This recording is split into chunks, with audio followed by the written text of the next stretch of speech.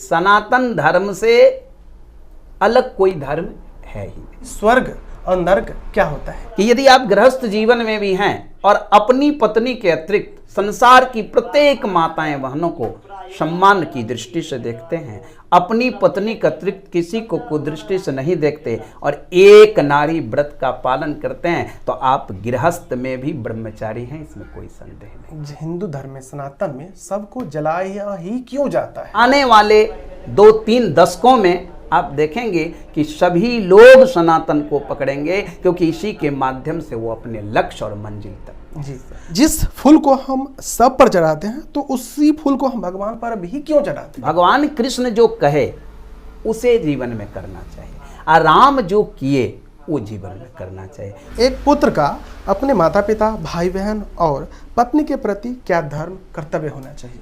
विश्व का कोई ऐसा प्रश्न नहीं जो गीता में ना हो, और उसका उत्तर भी गीता में ही है। ये जो आप कर रहे हैं, इससे समाज को एक नया संदेश जाएगा। नमस्कार दोस्तों, मैं बिरजू कुमार, स्वागत है आपका स्टोरी ऑफ रियल हीरोज में। दोस्तों, आज के पॉडकास्ट में हमारे मेहमान हैं अध्यात्म की दुनिया से आचार्य सीताराम कश्यप जी। दोस्तों, गुरु जी की शुरुआती शिक्षा दीक्षा ग्राम से हुई है। इनमें बचपन से ही अध्यात्म के प्रति जिज्ञासा थी, जिसके फलस्वरूप इन्होंने अयोध्या, बनारस, काशी और वृंदावन जैसे तीर्थ स्थलों के विभिन्न केंद्रों से ज्योतिष और आचार्य की ज्ञान प्राप्त की। अंततः वर्तमान समय में गुरुजी अपने समाज के विभिन्न भागों में उस प्राप्त ज्ञान को प्रकाश के रूप में फैला रहे हैं। तो आइए इनसे संवाद के जरिए इनके जीवन काल और अनुभव को नज़दीक से देखने और समझने का प्रयास करते हैं। नमस्कार गुरुजी, आपका स्टोरी ऑफ रियल हीरोज में बहुत बहुत स्वागत है। श्री राधे, श्री राधे। गुरुजी, आज तक आपके श्रद्धालुजन, श्रोताजन जो आपको सुनते हैं और आपको मानते हैं, सिर्फ कथा वक्ता के रूप में, प्रवक्ता जिसे हम कह सकते हैं, कथावाचक जिसे हम कह सकते हैं, उसके रूप में सुनते आ रहे हैं। आज पहली बार आपको पर्सनली जान पाएंगे, आपके जीवन काल के बारे में जान पाएंगे। तो हम चाहते हैं कि आप अपने बचपन से लेकर के अभी तक का जो समय रहा है, जीवन काल रहा है, उसके संदर्भ में हमें बताएं। श्री राधे, श्री राधे। बड़ी सुंदर बात आपने पूछी। मैं बहुत सामान्य परिवार से बिलोंग करता हूँ, सामान्य परिवार से हूँ। ग्रामीण स्तर से मेरी जो पढ़ाई है, जनरल जो क्लासिकल पढ़ाई है, वो बहुत कम मात्रा में हो पाई जी। उसका कारण था आर्थिक विपन्नता के कारण। जी जी। 10वीं तक मैंने मात्र पढ़ाई की। 10वीं के बाद आर्थिक विपन्नता मुझे आगे पढ़ने नहीं दिया, किंतु मेरे भीतर जो जिज्ञासा है वो बड़ी उत्कट जिज्ञासा थी जी। और मेरा ऐसा मानना है कि जिज्ञासा यदि आदमी में हो तो वो कुछ भी प्राप्त कर सकता है, वो हासिल कर सकता है, वो अपने लक्ष्य तक पहुंच सकता है। बाधाएं तो बहुत आएंगी लेकिन फिर भी वो पहुंच जाएगा। तो मेरे अंदर उत्कट जिज्ञासा थी कि मैं बचपन से ही मेरी जिज्ञासा रही कि मैं अध्यात्म की ओर जाऊं, ज्योतिष का ज्ञान प्राप्त करूं। मैं कुंडली वगैरह बनाते देखता था तो मेरे मन में जिज्ञासा होती थी कि मैं भी इसको बनाता, ये है क्या, मैं समझता। जी जी। और कथा कहते लोगों को जब देखता था, बड़े बड़े महात्माओं को, तो मेरी जिज्ञासा होती थी कि उस व्यासपीठ पर मैं भी बैठता, मैं भी कथा कहता। जी जी, बिल्कुल। मेरी यही जिज्ञासा एक रोज गीता की उक्ति ने मुझे एक नया मार्ग दे दिया। गीता में एक उक्ति है, श्रद्धावान लभते ज्ञानम, जिसमें श्रद्धा होती है वही ज्ञान को प्राप्त करता है। तो मैं श्रद्धा उस युक्ति को अपने हृदय में धारण कर लिया और मैं यहाँ से अयोध्या की ओर प्रस्थान किया, फिर वृंदावन गया, फिर काशी, विभिन्न जगहों पे मैं भ्रमण किया, विभिन्न जगहों का लाभ उठाया और इन तीर्थों में जाकर जो पौराणिक विद्वान थे उनका सानिध्य प्राप्त हुआ और जो ज्योतिष के भी आचार्य थे उनका भी सानिध्य प्राप्त हुआ, जिसके माध्यम से मुझे ज्योतिष का ज्ञान और जो पौराणिक ज्ञान है, जैसे श्रीमद् भागवत है, शिव महापुराण है, देवी भागवत है, इन पुराणों का मैंने अध्ययन किया और उसका अध्ययन करके उसका ज्ञान प्राप्त किया। और आज श्रीमद् भागवत कथा के माध्यम से लोगों के बीच मैं चाहता हूं कि मैं सबकी सेवा करूं, श्रीमद् भागवत के माध्यम से लोगों को मार्गदर्शन कराता हूँ और ज्योतिष के माध्यम से भी लोगों के जीवन में विभिन्न समस्याएं हैं, दुख है, कष्ट है, उसका भी निवारण करता हूँ। तो मेरा ये मानना है कि जिज्ञासा मनुष्य में होनी चाहिए। मैं बहुत सामान्य परिवार से और मुझे आर्थिक विपन्नता भी थी, फिर भी मैं सफलता मुझे मिली, मैं वहाँ तक पहुँचा। इसलिए मेरा ये मानना है, मैं यह मानता हूँ कि आर्थिक विपन्नता किसी की विद्या प्राप्ति में बाधा नहीं बन सकती। आर्थिक विपन्नता से शिक्षा को कुछ लेना देना नहीं है। यदि आर्थिक विपन्नता है भी, आर्थिक अभाव है भी, तो भी मैं यदि चाहूँ, मेरे अंदर जिज्ञासा हो तो मैं शिक्षा ग्रहण कर सकता हूँ। जी जी जी। अब जो है सवालों का सिलसिला शुरू होगा, जो आपके पारिवारिक जीवन से जुड़ा रहेगा, सांसारिक जीवन से जुड़ा रहेगा और धार्मिक जीवन से जुड़ा रहेगा। सबसे पहला सवाल हम गुरुजी से करना चाहेंगे कि गुरुजी, अध्यात्म होता क्या है? देखिए, अध्यात्म होता है कि हम जड़ और चेतन, मेरी ये शरीर जड़ है और मेरी आत्मा चेतन है।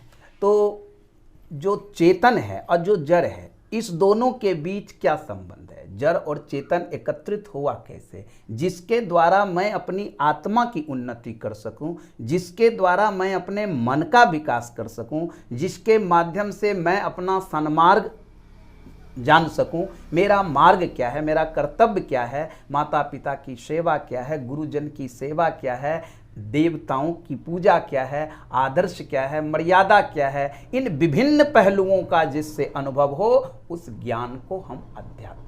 गुरुजी, हम चाहते हैं आप बताएं कि सनातन क्या है? सनातन वो है जो शाश्वत से चला आ रहा है, जिसका कोई आदि और अंत नहीं है, उसी को सनातन कहते हैं। सनातन धर्म का मतलब होता है कि सृष्टि जब हुई तब से जो सिद्धांत आ रहा है, जो धर्म आ रहा है, वही सनातन धर्म है, जो शाश्वत से है। अब उसमें विभिन्न मार्ग हैं, विभिन्न लोग अपना अपना रास्ता बना लिए, तो वो की अलग बात है। लेकिन सनातन का, सभी सनातन के ही अंग हैं। सनातन का अर्थ ही है जो शाश्वत काल से हो, जिसका कोई आदि ना हो, अंत ना हो, कोई सी। सनातन धर्म से हम सभी बिलोंग करते हैं, जुड़े हुए हैं, तो हम हिंदू शब्द का प्रयोग हम अपने धर्म के लिए क्यों करते हैं? देखिए, हिंदू शब्द का प्रयोग इसलिए करते हैं कि वैसे तो विभिन्न हैं। इतिहास के अनुसार सिंधु घाटी की सभ्यता से हिंदू शब्द बना, सिंधु हिंदू में परिवर्तित हो गया, लोग हिंदू कहते हैं, विभिन्न बातें हैं। खैर, इन पहलुओं पर मुझे ध्यान नहीं देना है, उस और मैं इंगित नहीं करना चाहता।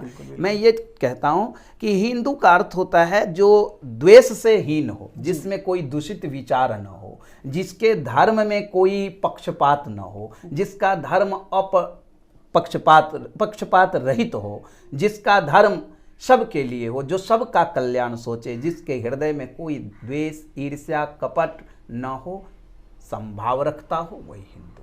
गुरुजी, आचार्य क्या होता है? आचार्य शैक्षणिक स्तर का बोध कराता है। आचार्य शब्द एक शिक्षा का स्तर का परिवाचक शब्द है। दूसरा, आचार्य आचरण का बोध कराता है। तीसरा, आचार्य उन्हें भी कहा जाता जो मार्गदर्शन करावें, जो पथ प्रदर्शक हों, जो हमें उपदेश दें, उनको भी आचार्य कहा जाता है। इसलिए जो उपदेश देते हैं, भागवत आदि कहते हैं, उनको भी आचार्य कहा जाता है। और जो संस्कृत में एमए कर चुके हैं, उनको भी आचार्य कहा जाता है। गुरुजी, वर्तमान समय में युवाओं का धार्मिक आयोजन के प्रति भागीदारी या झुकाव काफ़ी तेजी से बढ़ रहा है पहले के मुकाबले। इसे आप किस तरह से देखते हैं? इसको मैं इस दृष्टिकोण से देखता हूँ कि यदि युवा वर्गों का जो झुकाव है वो अध्यात्म की ओर है, धार्मिक कार्यों की ओर है, तो मैं समझता हूँ कि उनकी आत्मा की उन्नति हो रही है, उनका मनोविकास हो रहा है। इससे उनका मन विकसित होगा, उनकी आत्मा की उन्नति होगी, और अध्यात्म की ओर, धार्मिक कार्यों की ओर अगर उनका रुझान रहेगा तो वो नकारात्मक ऊर्जा उनसे समाप्त होगी, वो सकारात्मक की ओर अग्रसर होंगे, ऐसा मेरा मानना है। गुरुजी, हम सुख और दुख में किस प्रकार से अंतर करें? देखिए, सुख दुखे समय कृत्वा लाभा लाभो जया जयो। वैसे तो हमारी गीता कहती है, हमारा धर्म ग्रंथ कहता है, अध्यात्म कहता है कि सुख दुख दोनों समान है जी। सुख दुख दोनों समान है। सुख दुख कुछ है नहीं, ये तो मन की अवस्था है। जी। हमारा मन मान लेता है कि हमको रुपये नहीं है तो हम दुखी हैं, और हमारा मन मान ले रुपये नहीं है तो इसकी मुझे ज़रूरत कहाँ है, तो मैं सुखी हूँ। तो सुख दुख ये मन की अवस्था है, मन का सोच है।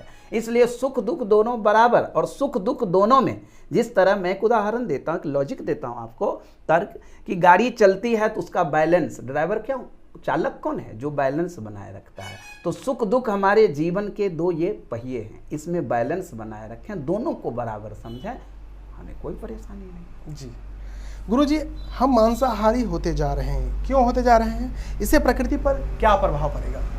देखिए, सबसे पहले बड़ी सुंदर बात आपने पूछी।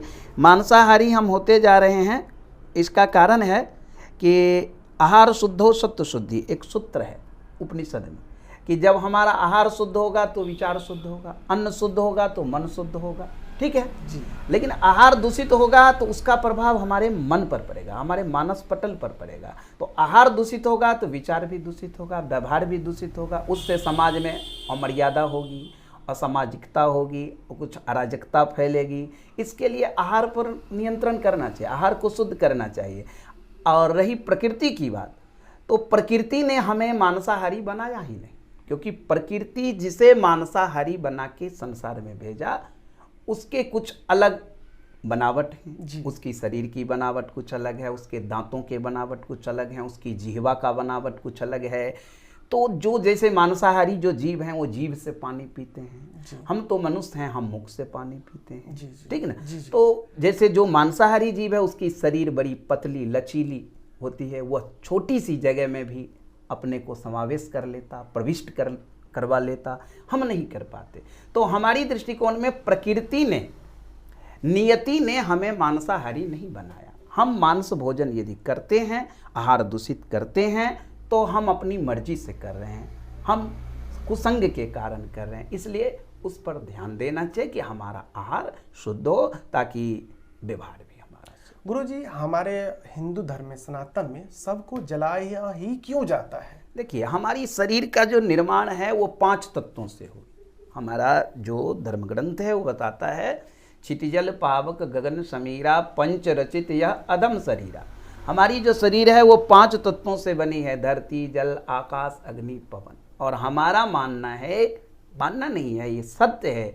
अभी आपने सनातन की बात कही, सनातन धर्म से अलग कोई धर्म है ही नहीं। सनातन सबसे पहला धर्म है, ठीक है ना। तो सनातन धर्म ने देखा कि ये 5 तत्व से जो शरीर बनी, ये शरीर जब समाप्त हो तो ये तत्व फिर उसी को प्राप्त हो जाए, उसी तत्व में विलीन हो जाए। इसके लिए जलाया जाता है, ताकि अग्नि को तत्व प्राप्त हो गया, अग्नि के माध्यम से उसमें हवा का झोंका लगा तो वायु को मिल गया वायु तत्व, उसका धुआं आकाश गया तो आकाश को मिल गया आकाश तत्व, उसका राख धरती में चला गया तो धरती को मिल गया धरती तत्व, और उस अस्थि को गंगा में प्रवाहित कर दिए तो जल को मिल गया जल तत्व। तो हमारा सनातन जो शाश्वत धर्म है वो देखा ये 5 को प्राप्त होना चाहिए तत्व। और अगर कोई दफना देता है कोई, तो ठीक है, हम ऐसा नहीं कहते कि वो गलत करते हैं, इसी धर्म से वो भी निकले हैं, ठीक है, अच्छी बात है, वो भी अपना जो कर रहे हैं ठीक है। लेकिन हमारा मानना ये है कि उसमें 5 तत्व को ये प्राप्त नहीं हो पाता है। गुरुजी, जिस फूल को हम सब पर चढ़ाते हैं, तो उसी फूल को हम भगवान पर भी क्यों चढ़ाते हैं? देखिए, भगवान पर और देवी देवताओं पर जो पुष्प चढ़ते हैं, सबसे पहली बात तो जो ये पुष्प है ना, ये समानता का द्योतक है जी। अंजलि गत शुभ सुमन जिमी सम सुगंध कर दो। एक उक्ति है कि जब हम पुष्प को हाथ में लेते हैं तो पुष्प ये नहीं देखता कि हाथ गंदा है कि साफ है। जी जी। हाँ, पुष्प के अंदर जो वास है, जो गंध है, सुगंध है, वो हमारे हाथ को भी प्राप्त हो जाता है। तो पुष्प समानता का द्योतक है। तो जब कोई, जैसे परमात्मा है, भगवान है, देवी देवता हैं, हम उनको निर्दोष समझते हैं कि उनमें कोई दोष नहीं है, वो हम दोष से पड़े हैं। तो जब कोई व्यक्ति का जीवन समाप्त हो जाता, जब शरीर छोड़ देता है, आत्मा निकल जाती है, तो हम ऐसा मानते हैं, हमारी ऐसी मान्यता है और ऐसा ही है कि वो परमात्मा को प्राप्त कर गए। तो जो गुजर गए उनसे कोई शिकवा शिकायत मुझे नहीं है, इसलिए हम उनके प्रति समान भाव हैं, ये श्रद्धा जी जी जी सुमन अर्पित कर। गुरुजी, हम अपने सामाजिक और पारिवारिक रिश्तों में मधुरता कैसे लाएं? देखिए, सामाजिक और पारिवारिक रिश्तों में मधुरता अवश्य लानी चाहिए। और हमारी दृष्टिकोण में अभी के दौर में रिश्तों का जो सिलसिला है उसमें बड़ी विकृतियाँ आ गई हैं। कड़वाहट। हाँ, बड़ी कड़वाहट है उसमें। बहुत सारे रिश्ते टूटते जा रहे हैं, रिश्तों से लोग दूर भागते जा रहे हैं। देखिए, रिश्तों को बरकरार रखने के लिए, उसमें मधुरता लाने के लिए सबसे पहले मनुष्य के अंदर त्याग की जरूरत है। जी। मान लीजिए अजय, मैं आपको एक उदाहरण देता हूँ कि मेरी मान लीजिए पत्नी है, मान लीजिए आप ही की पत्नी है। आपने ऐसी उम्मीद की कि ये मेरी बहुत सेवा करे, मेरी बात माने, और वो अगर नहीं मानेगी तो आपको क्रोध आएगा, रिश्ते में कड़वाहट आएगा। तो हम ये न रखें कि वो मेरी सेवा करे, मैं ये सोचूं कि दोनों समान हैं। यदि वो मेरी सेवा करेगी तो मैं भी उसकी सेवा कर सकता हूँ, ये समान भाव होना, तो रिश्ता बरकरार रहेगा। ठीक है। और रिश्तों को बरकरार रखने के लिए, उसमें मधुरता लाने के लिए सबसे पहले त्याग की जरूरत है। मान लीजिए किसी की बहन है, मैंने उसे 10,000 रुपये दिए, उसने 10,000 रुपये रख लिए, अब मेरा रिश्ता बिगड़ गया। नहीं, अगर मैंने 10,000 रुपये दिए, वो रख लिया, तो मुझे त्याग करना चाहिए कि मेरी बहन रख ली, तो रिश्ते में मधुरता बनी रहेगी। तो कहीं न कहीं त्याग की कमी है मनुष्य में। त्याग यदि मनुष्य में आ जाए तो रिश्ते में मधुरता आ जाएगी, और यही करना चाहिए, त्याग लाना चाहिए। और कभी ये नहीं सोचना चाहिए कि पत्नी है तो वही सेवा करेगी, मैं क्यों करूं। नहीं, आप भी कर सकते हो। भाई है तो बड़े भाई हैं तो उनकी सेवा मैं करूं। आज मैं छोटा हूं, मैं बीमार हो गया, तो क्या बड़े भाई मेरी सेवा नहीं करेंगे? वो भी करेंगे। तो दोनों पक्ष में जब त्याग होगा तभी मधुरता आएगी और रिश्ता बरकरार। जी गुरुजी, एक पुत्र का अपने माता पिता, भाई बहन और पत्नी के प्रति क्या धर्म कर्तव्य होना चाहिए? देखिए, एक पुत्र का तो पहला कर्तव्य है माता पिता की सेवा करनी चाहिए। एक वृक्ष के लिए एक शाखा का क्या कर्तव्य है? वृक्ष की एक जड़ में हजारों शाखाएं होती हैं, लेकिन वो सभी शाखाएं मिलकर वृक्ष को मजबूत रखती हैं। तो माता पिता की सेवा करना पुत्र का कर्तव्य है, क्योंकि शास्त्र कहता है, हमारा धर्म ग्रंथ कहता है, पुत्र की उत्पत्ति होती है उनका उद्धार करने के लिए, उनकी सेवा करने के लिए, तो करनी चाहिए। पत्नी है तो पत्नी के प्रति भी कर्तव्यनिष्ठ होना चाहिए। हम उसके रक्षक हैं, हम उसके सहायक हैं।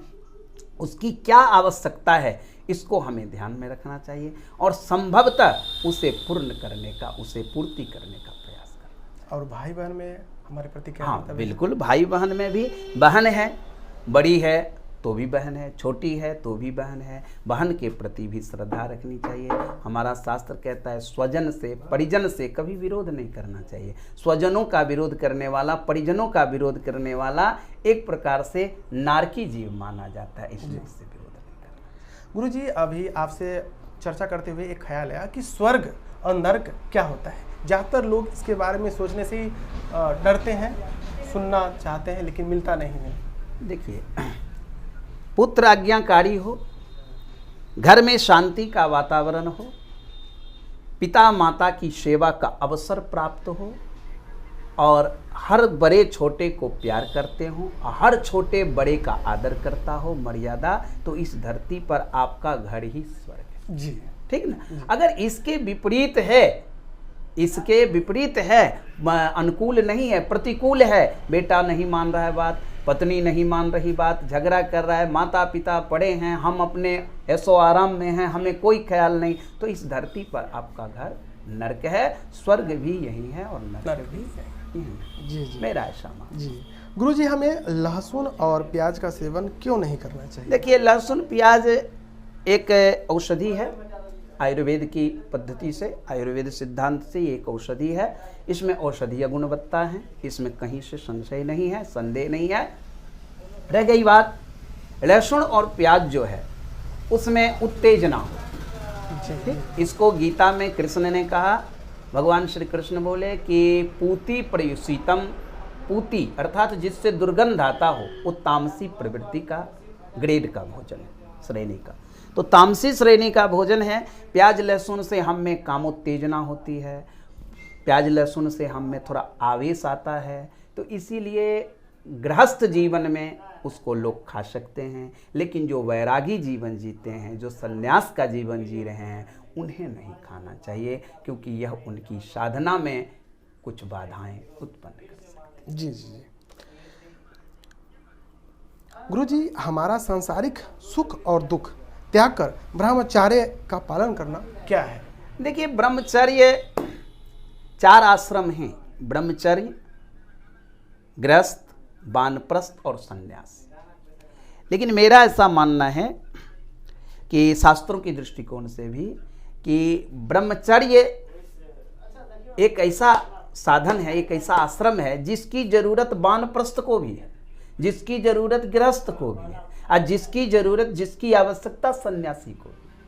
एक सन्यासी को भी ब्रह्मचर्य का पालन करना चाहिए, एक गृहस्थ को भी ब्रह्मचर्य का पालन करना चाहिए, एक वानप्रस्थी को भी ब्रह्मचर्य का पालन करना चाहिए। ठीक है।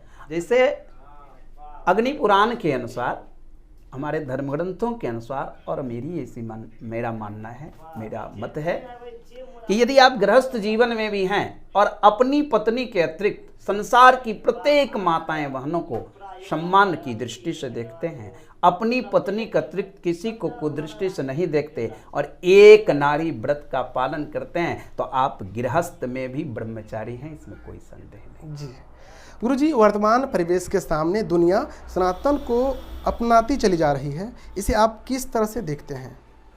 देखिए, इतिहास अपने को दोहराता है। जी ठीक है। सनातन, मैंने अभी बताया, शाश्वत काल से आ रहा है, सृष्टि जब नहीं हुई तब से आ रहा है।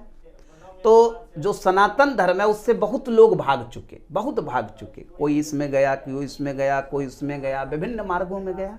लेकिन जाने के बाद जब आप रास्ता तय करते हैं मंजिल तक पहुंचने के लिए, और जब मंजिल नहीं मिलती तो फिर आपको वही रास्ता पकड़ना पड़ता जहां से आप मंजिल तक पहुंच सके। तो सनातन हमारा मंजिल तक पहुंचाने का मार्ग है, और जितने धर्म हैं वो रास्ते में ही हैं, वो मंजिल तक नहीं पहुंचे। इसलिए आने वाले समय में, आने वाले 2-3 दशकों में आप देखेंगे कि सभी लोग सनातन को पकड़ेंगे, क्योंकि इसी के माध्यम से वो अपने लक्ष्य और मंजिल तक। जी गुरुजी, हम अभी तक 4 युग को जान पाए हैं, उस चारों युग में कलयुग भी शामिल है, तो हाँ। चारों युग को आप किस तरह से उदाहरण पेश करते हैं उनके लिए? देखिए, ये चारों युग जो है वो स्थूल दृष्टिकोण से या काल चक्र की दृष्टि से चारों युग का अपना अपना समय है, परिमाण है कि इतने युग काल, इतने वर्ष, इतने हजार, इतने लाखों में आंका गया।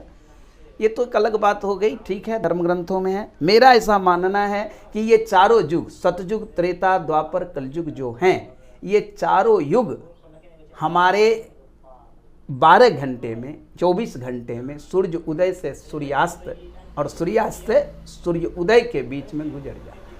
ठीक है। जिस समय हमारा मन शांत हो, हमारे अंदर सात्विक विचारों का अभ्युदय हो, समझिए कि हमारे लिए वह दौर सतयुग का। जब हमारे अंदर द्वेष, ईर्ष्या, कपट ये बढ़ जाए तो समझिए छल प्रपंच तो द्वापर बीत रहा है। जब हमारे बीच धर्म कर्म करने की जिज्ञासा हो तो त्रेता बीत रहा है। और जब हम क्रोध में जलते हो, ईर्ष्या में जलते हो, कपट, छल प्रपंच, किसी को मारने काटने की बात करते हो, तो समझिए कलयुग बीत रहा है। ये चारों युग हमेशा आते हैं।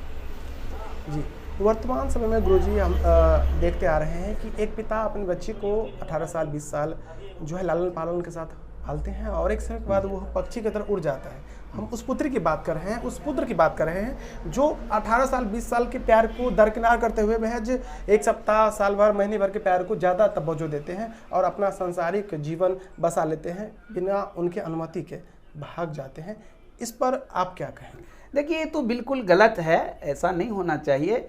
उसका कुछ और कारण है। वैसे हमारी दृष्टिकोण से रामचरितमानस में गोस्वामी जी ने लिखा, तामस अधिक रजोगुण थोड़ा, कली प्रभाव व्यापै चहुओरा।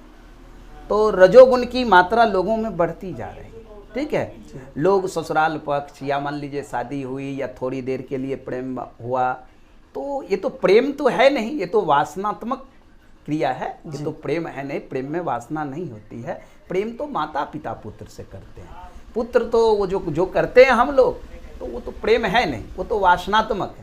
तो वासना बढ़ती जा रही है, रजोगुण बढ़ता जा रहा है, तो वो जो 10 साल की मेहनत को 1 साल में उस पर पानी फेर देता है या उसको छोड़ देता है, उसका कारण है कि उसका आध्यात्मिक विकास नहीं हो रहा है, उसका मानसिक विकास नहीं हो रहा है। अगर वो अध्यात्म की ओर अग्रसर हो जाएं तो इससे वो बचेंगे। और वो माता पिता की अहमियत क्या है, उनकी महत्ता क्या है, इसको समझें। गुरुजी, हम किन्हें अपना आदर्श माने? देखिए, जो युग बीतता है, चारों युग है, तो सबसे नज़दीक हमारा युग बीता है द्वापर। जी। ठीक है, सबसे नजदीक वाला युग है द्वापर। त्रेता उससे पूर्व बीता, सतयुग उससे पूर्व बीता। सतयुग के पुरुषों को, त्रेता के पुरुषों को हम ना थोड़ी देर न मानकर अगर द्वापर के पुरुषों को आदर्श अपना माने, श्री कृष्ण को आदर्श माने तो बड़ी अच्छी बात। जी गुरु जी, हम अपने व्यक्तित्व को कैसे जिंदा रखें कि किन्हीं के बहकावे में डगमगाए ना, हम अपने कर्तव्य पथ से भटके ना? देखिए, व्यक्तित्व को जिंदा रखने के लिए आप अपने अस्तित्व को बरकरार रखने के लिए भटकाव ना हो, आपका मन कहीं भटके नहीं, विकृति बुद्धि में ना आए, इसके लिए हमारा जो अनुभव है कि इसके लिए हर व्यक्ति को, हर युवा वर्ग को जो पढ़ाई है वो तो करनी चाहिए। अपना पढ़ाई करें, इकोनॉमिक्स लें, फिजिक्स लें, केमिस्ट्री लें, पढ़ें, सब कुछ करें, लेकिन उसके साथ विशेष रूप से गीता का अध्ययन जरूर करें, गीता का पाठ जरूर करें। मेरा ऐसा मानना है कि यदि गीता का पाठ करते हैं और गीता का अध्ययन करते हैं तो निश्चित रूप से उनका मन नहीं भटकेगा और उनकी बुद्धि में विकृति नहीं। गुरु जी, हमारे जीवन में धर्म की कितनी आवश्यकता है, कितनी जरूरत है? देखिए, धार्यते तीति धर्म, धर्म तो जो धारण किया जाए, जीवन जीने की जो क्षमता है, हमारी जीवन जीने की जो कला है, उसमें धर्म की तो संपूर्ण जीवन आवश्यकता है। बिना धर्म के जीवन तो कुछ नहीं जी। धर्म ही जीवन है, क्योंकि धर्म नहीं रहेगा तो जीवन नहीं। देख, मानना जाए कि मेरा कर्तव्य है कि मैं अपने बेटे को पढ़ाऊं लिखाऊं, मेरा बेटा डॉक्टर बने, मेरा बेटा इंजीनियर बने, लेकिन मैं अपने बेटे के पढ़ाने के लिए किसी दूसरे का नुकसान कर दूं, ये अधर्म है जी। तो बेटे को पढ़ाना है, ये कर्तव्य है, लेकिन बेटे को पढ़ाना है तो किसी का नुकसान उसके पढ़ाने में नहीं करना, ये धर्म है। धर्म तो विचार है, कर्तव्य और धर्म का अनुनाश्रय संबंध है। जब धर्म रहेगा तभी कर्तव्य भी ठीक ढंग से होगा, धर्म नहीं रहेगा तो कर्तव्य भी नहीं। गुरु जी, हम चाहते हैं कि आप कृष्ण चरित्र वर्णन करें और राम चरित्र वर्णन करें। देखिए, भगवान कृष्ण और भगवान श्री राम दोनों तो एक ही हैं, भेद कुछ है नहीं हमारी दृष्टिकोण में, या ग्रंथों के संदर्भ में भी कोई भेद नहीं है। जो राम है वही कृष्ण है। बस फर्क ये है कि भगवान राम की जो लीला है वो मर्यादा युक्त है, भगवान कृष्ण कहीं कहीं मर्यादा से परे भी लीला किए हैं। तो भगवान कृष्ण जो कहे उसे जीवन में करना चाहिए, और राम जो किए वो जीवन में करना चाहिए। उनका चरित्र अनुसरणीय है, इनकी वाणी अनुकरणीय है। जी गुरु जी, वर्तमान समय में कई सारे ऐसे व्यक्ति हैं जिनका मानना होता है या फिर कहना होता है कि जो ये हमारे रामायण या गीता, श्री कृष्ण जो भी हैं धार्मिक, उनको ये कल्पना मात्र मानते हैं। देखिए, इस पर आप क्या कहेंगे? उनकी बुद्धि तो भ्रष्ट हो गई। जो इसे कल्पना मात्र मानते हैं उनकी बुद्धि तो काम नहीं करती। मेरा मानना है कि उनकी बुद्धि काम नहीं करती, क्योंकि वो इसे कल्पना मानते हैं तभी उनकी बुद्धि काम नहीं करती। ये जो बात आप अभी कह रहे हैं वह बात गीता में भगवान भी कह चुके हैं। उन्होंने कहा कि जो मुझे मनुष्य मानता है, जो मुझे साधारण व्यक्ति समझता है, मेरे चरित्र को नहीं जानता, तो जो माया है उसके द्वारा उसका ज्ञान हरण कर लिया जाता है। तो जिसको ज्ञान ही नहीं है, जिसको बुद्धि ही नहीं है, उसकी तो कोई बात नहीं। जी गुरु जी, और छात्र में यानी गुरु और चेले में किस प्रकार का संबंध हो? पुत्र और पिता का संबंध होना चाहिए, क्योंकि गुरु शिष्य के लिए पिता तुल्य होते हैं और शिष्य गुरु के लिए पुत्र तुल्य होते हैं। देखिए, गुरु शिष्य परंपरा के अनुसार पहले तो गुरुकुल था, आज भी गुरुकुल ही है, समझिए। बड़े बड़े जो विद्यालय हैं, बड़े बड़े सब गुरुकुल ही हैं। तौर तरीके चेंज हो गए, बस तौर तरीके, उसका पैटर्न चेंज हो गया है कोई, लेकिन बेस्ट तो वही है कि गुरु हैं, शिष्य हैं। तो गुरु को चाहिए कि वो जितना प्रयास करें, जितनी उनके पास ज्ञान है, जो बुद्धि है, विवेक है, उनको चाहिए कि उनके सामने शिष्य में अगर पात्रता है, वो लेने योग्य है, तो उसमें वो सब दे देना चाहिए। गुरु जी, आप क्या मानते हैं कि वर्तमान समय में सनातन जितना तेजी से फैल रहा है भारत के अलावा अन्य देशों में, कहीं न कहीं उसमें डिजिटल युग का बहुत बड़ा योगदान है? जी हाँ, ऐसा है, बिल्कुल है।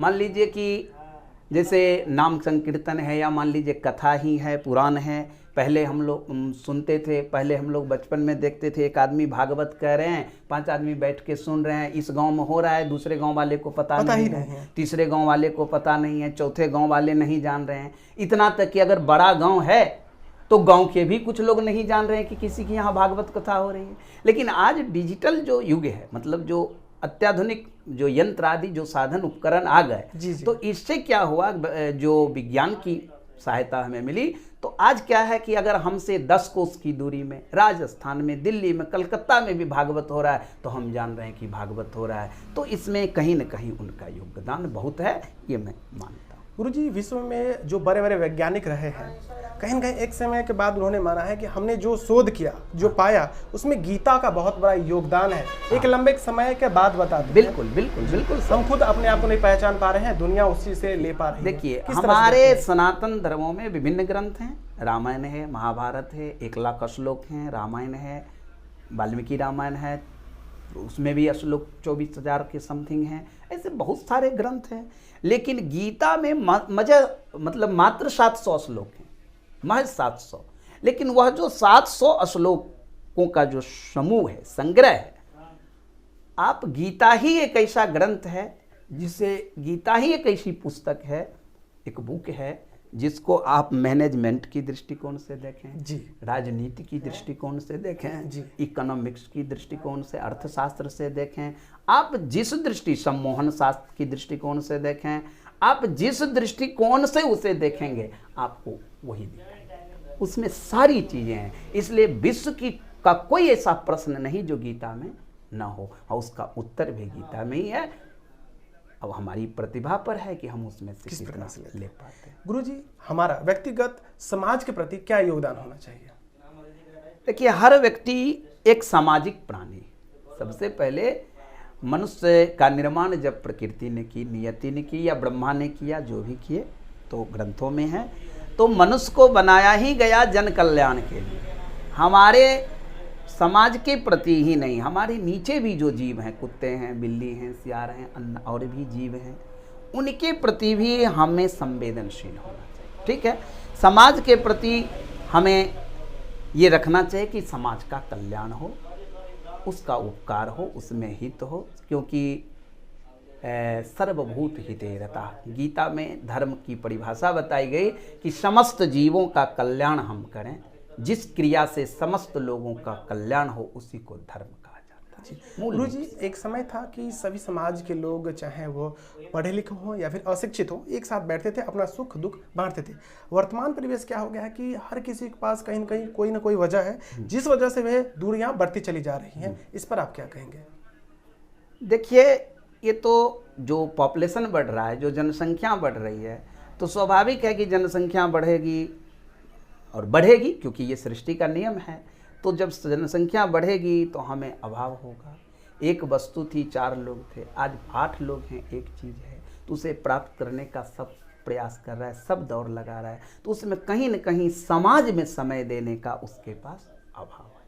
ठीक है, समय अभाव है, लेकिन है कि फिर भी 5 मिनट ही हो, 10 मिनट ही हो, नहीं समय है, तो कम से कम दिमाग से भी, मन से भी ये जरूर विचार रखना चाहिए कि हमारे द्वारा समाज का कल्याण। गुरु जी, जहाँ भी आप कथा सुनाने हेतु जाते हैं, वहाँ पर भक्तों का आपके प्रति क्या भाव होते हैं? देखिए, आप तो उपदेशा शब्दः प्रमाणानि, चाहे वो कथावाचक सामान्य स्तर के हों, चाहे हाई रैंक के हों, कथावाचक जब कथा व्यास पीठ पर बैठते हैं तो वो भगवत स्वरूप होते हैं। जो भी श्रोता होते हैं वो उनको भगवान के सदृश मानते हैं, उनका शब्द ही उनके लिए प्रमाण है। मान लीजिए कि 1000 लोग बैठे हैं, एक कथावाचक कहते हैं खड़े हो जाएं, सब खड़े हो जाते हैं, इससे अधिक क्या प्रमाण चाहिए? गुरुजी, आप का परिवार में आप इतनी बड़ी जिम्मेदारी उठाए हुए हैं, तो कभी ऐसा लगा है कि मतलब परिवार में सामान्य जीवन हम जी रहे हैं, ऐसा कभी महसूस हुआ है, या फिर विशेष महसूस हुआ है आपको कि हम विशेष हैं? जी नहीं, ऐसी कोई बात। सामान्य जीवन, जी सामान्य, और हम चाहते भी हैं कि इसी तरह सामान्य रूप में रहें।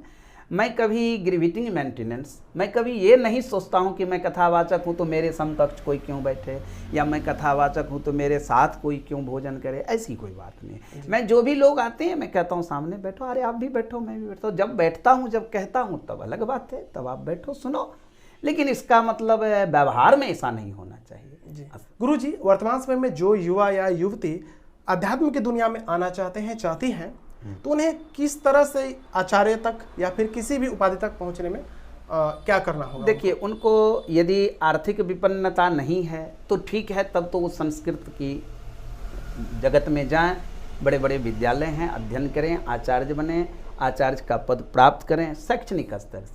फिर भी मैं कहता हूँ कि वो पद, आचार्य की डिग्री लेने के बाद भी शिक्षा का जो है वो सर्टिफिकेट मिल जाए तो भी, शैक्षणिक स्तर पर पहुंच जाए तो भी उन्हें किसी योग्य गुरु का सानिध्य लेना चाहिए, जिनको पुराणों का ज्ञान हो, जिनको आध्यात्मिक ज्ञान हो, और उनके सानिध्य में रहकर उन्हें आध्यात्मिक अनुभव करना चाहिए। क्योंकि शिक्षा मात्र शैक्षणिक स्तर तक पहुंच गए, आप पीएचडी कर लिए या आचार्य जो भी आपने किया, उससे अध्यात्म की विशेष गहराई तक आप नहीं पहुंच सकते। उसके लिए गुरु का सानिध्य आवश्यक। जी गुरु जी, हम जो ये कार्य कर रहे हैं इसका थीम है कि समाज में कोई भी व्यक्ति जो समाज के विकास में उनका महत्वपूर्ण योगदान है, हम उन्हें उनके सामने लाए और उनसे जो श्रोता है सीखे समझे, वे भी उनसे बेहतर करने की कोशिश करें। इस पर आप क्या कहेंगे? ये तो बहुत अच्छी बात है। आपका जो ये जो आप कर रहे हैं, इससे समाज को एक नया संदेश जाएगा।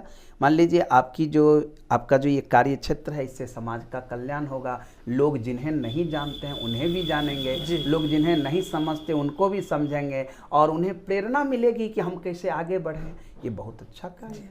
ये तो दोस्तों, बड़ी अच्छी बात है। अभी तक इनके और हमारे बीच में जो भी संवाद हुए हैं, और आपको अभी भी लगता है कि कोई ऐसा सवाल है जिसके जवाब अभी तक आपको नहीं मिले हैं, कमेंट के माध्यम से कर सकते हैं। हम गुरुजी से उस चीज़ का चाहेंगे कि उत्तर मिले और आप तक वह चीज़ें पहुँचे।